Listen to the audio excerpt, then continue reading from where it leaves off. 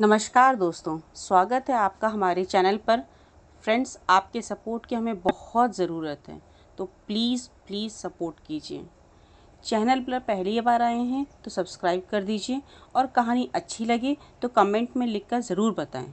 कुछ हमारी गलतियां हैं तो वो भी प्लीज़ बताएं। शेयर कीजिए दोस्तों के साथ। यू शुड नो पर आप सुनने जा रहे हैं मोटिवेशनल स्टोरी। तो चलिए शुरू करते हैं। नमस्कार दोस्तों, डब एनीथिंग यूट्यूब चैनल में आपका दिल से स्वागत है। दोस्तों, क्या आप भी दूसरे के मन की बात को जानना चाहते हैं? या कोई इंसान हमारे बारे में क्या सोच रहा है? क्या इन सभी बातों को जान लेना संभव है? तो इसका उत्तर है हां, संभव है। दोस्तों, अगर आप भी इन सभी सवालों का जवाब जानना चाहते हैं तो वीडियो को अंत तक जरूर देखें, क्योंकि इस वीडियो में मैं जो प्रयोग आपको बताने जा रहा हूं, अगर आप उन्हें लगातार अभ्यास करते हैं तो आसानी से आप किसी के भी मन की बात को समझ पाएंगे और महसूस कर पाएंगे। देखिए, 100% तो नहीं कह सकते, लेकिन किसी हद तक आप किसी के भी मन की बातों को जान सकते हैं या समझ सकते हैं। वैसे ये सब प्रयोग आपको कोई बताएगा नहीं, क्योंकि बहुत सारे एस्ट्रोलॉजर जो ज्योतिषी हैं वो यही सारे प्रयोग करके आपके मनोभावों को जान लेते हैं। आप जैसे ही उनके पास जाते हैं वो पहले ही आपके मनोभावों को पढ़ना शुरू कर देते हैं। आप अपने बारे में उन्हें थोड़ा बताते हैं और वो आपको आपके ही बारे में बहुत कुछ बता देते हैं, तो आपको लगने लगता है कि ये ज्योतिषी तो बहुत चमत्कारी है। इन्हें हमारे भूतकाल के बारे में, हमारे भविष्य के बारे में सब कुछ पता है। पर यह वास्तविकता नहीं है और ये कोई चमत्कार भी नहीं है। ये सिर्फ अभ्यास की बात है जो उन्होंने किया है, और उसी से ही वो आपके मन की बातों को आसानी से जान लेते हैं। अब वो तो आपको ये सारी बातें नहीं बता सकते, क्योंकि उनका बिजनेस इसी से ही चलता है। तो आइए अब हम शुरू करते हैं कि इसको किया कैसे जाता है। सबसे पहली बात है कि अगर आप किसी के मन की बात को जानना चाहते हैं तो उसके लिए आपके मन का शांत होना बहुत जरूरी है। थोड़ा ध्यान से समझना इस बात को, तभी आप इन प्रयोगों को सक्सेसफुली कर पाएंगे। मैं आपको एक कहानी सुनाता हूं। एक जैन फकीर थे जिनका नाम जॉर्ज गुरजिफ था। उनके पास जो कोई भी शिक्षा लेने आता था वो उन्हें सिखाते थे कि तुम शब्दों से नहीं, मन के भावों से बातचीत करना सीखो, जिसे टेलीपैथी भी कहा जाता है, जो बिना कुछ कहे एक दूसरे के साथ अपने मन में बात कर लेना। कई बार आप लोगों ने महसूस किया होगा कि आप किसी के बारे में सोचते हैं और वो इंसान आपके सामने आ जाता है या उसका फोन आ जाता है। कहीं ना कहीं आपके मन की बातें उस तक पहुंच जाती हैं और उसके मन की बात आप तक पहुंच जाती है। जो जैन फकीर थे वो अपने सारे शिष्यों को एक प्रयोग सिखाते थे कि तुम अपने आप को एक कमरे में बंद रखो और एक भी शब्द नहीं बोलना है, किसी से कोई बात नहीं करनी है।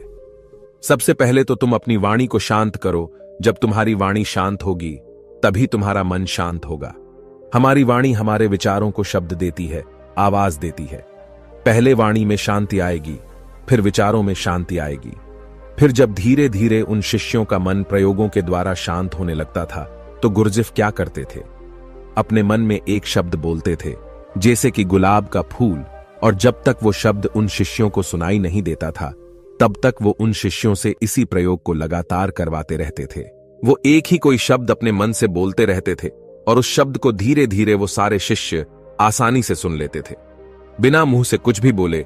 आप कहोगे ये सब बकवास बातें हैं। ये बिल्कुल भी बकवास बातें नहीं, ये प्रूव्ड प्रैक्टिकल बातें हैं। बहुत लोगों ने इस पे प्रयोग किए हैं।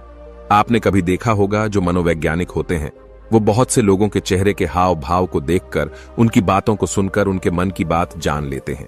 तभी मनोवैज्ञानिक लोगों के सामने सब लोग अपने दिल की हर बात खोल कर रख देते हैं। उन्हें लगता है कि इन्हें हमारे बारे में सब कुछ समझ में आता है। ये तो हमारे मन की बातें पढ़ लेते हैं। जो लोग मनोवैज्ञानिकों के पास जाते हैं उन्हें लगता है कि इस मनोवैज्ञानिक के पास तो कोई चमत्कारी शक्ति है। सच कहूं, उनके पास कोई चमत्कारी शक्ति नहीं। उन्होंने बस अपने विचारों को शांत करके, खुद के विचारों में ठहराव ला करके उन्होंने अपने भावों को, अपनी ऊर्जा को आपसे कनेक्ट कर लिया है। इसलिए जो भी आपके हाव भाव हैं उसकी ऊर्जा को वो मनोवैज्ञानिक महसूस कर पाता है। सीधा सरल सा सूत्र है कि जब तक आप बोलते रहते हैं सामने वाले सुनते रहते हैं। आप बोलना बंद करते हैं तभी सामने वाला जो बोल रहा है वो आप सुन पाते हैं। यदि आप दोनों ही लगातार बोलते रहेंगे तो किसी को कुछ समझ में नहीं आएगा। ठीक इसी तरह यदि आपका मन चुप है तभी आप किसी दूसरे का मन सुन सकते हैं। मन के चुप होने का मतलब है कि आप विचार और कल्पनाओं से बाहर निकलकर पूर्णतः शांत हो जाए। इसे ही चित्त का शांत होना कहते हैं। कहते हैं लोगों के मन में तो दुनिया भर का शोर मचा हुआ है, वह आपको कैसे नहीं सुनाई देगा। लेकिन इसके लिए आपको एक बात बता दूं, जिन लोगों का मन बहुत चंचल रहता है, बहुत दौड़ता रहता है, ऐसे लोग अपने ही मन की बातों को ठीक से नहीं समझ पाते तो किसी और की मन की बात को क्या समझ पाएंगे। मैंने एक कहानी सुनी। एक फकीर थे, वो अपने एक शिष्य के साथ रोज सुबह में वॉक करने जाते थे। एक दिन जो उनका शिष्य था, उसने अपने मित्र को भी साथ लेकर आया। तो मॉर्निंग वॉक के टाइम पे उनका शिष्य और उसका मित्र भी साथ साथ चलने लगा। वो काफी देर तक ऐसे ही पैदल चलते रहे। किसी ने कोई आवाज नहीं की। जो उनके शिष्य का मित्र था, वह बड़ा हैरान हो रहा था कि ये लोग कुछ बोलते क्यों नहीं, इतनी देर से चुप क्यों है। उसने सोचा मैं ही बात शुरू करता हूं, और काफी समय गुजरने के बाद उसने सिर्फ इतना कहा कि कितनी अच्छी सुबह है, कितना अच्छा मौसम है।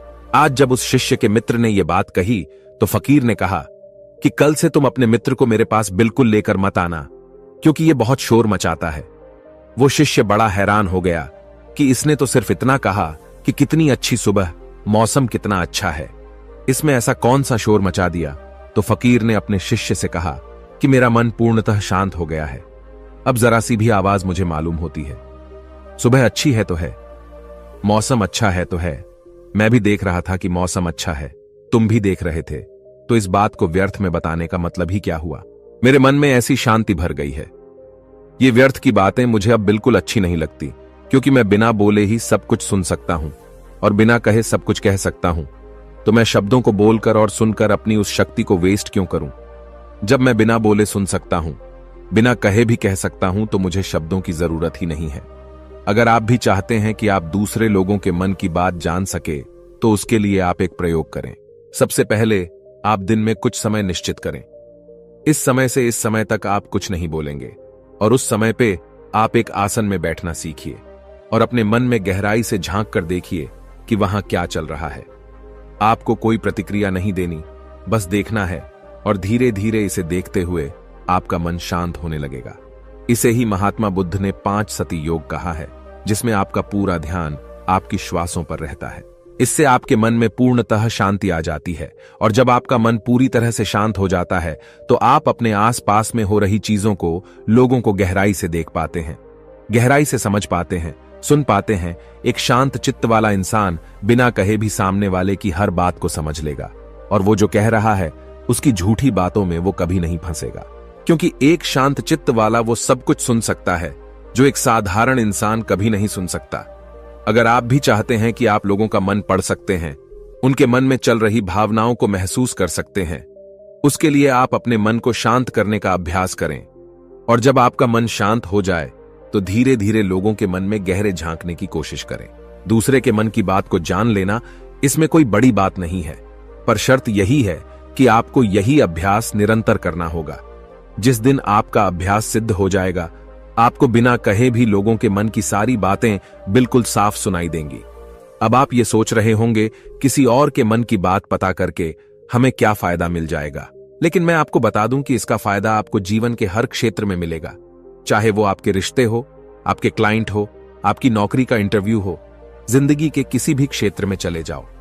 अगर आप सामने वाले की मन की बातों को समझ पाओ, महसूस कर पाओ, तो आप जिंदगी में हर कामयाबी हासिल कर सकते हो। इसके बहुत फायदे हैं। इससे आपको कोई भी इंसान झूठ बोल के धोखा नहीं दे सकता, कोई आपका इस्तेमाल नहीं कर सकता है। आप हर तरह की भावनात्मक चोट खाने से बच जाएंगे। ये सब इतना जल्दी नहीं होता, लेकिन निरंतर अभ्यास से आप लोगों के मन की बात जान पाएंगे।